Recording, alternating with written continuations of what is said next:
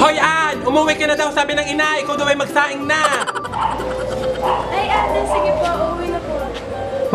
Mabuti pa nga. Patay ka talaga sadya sa inay. At kayo, dyan lang kayo. Na. Kung ikaw hanap ka na rin ng nanay mo, patay ka sa tatay mo, umalis ka na. Kumusta na? Wait mo din.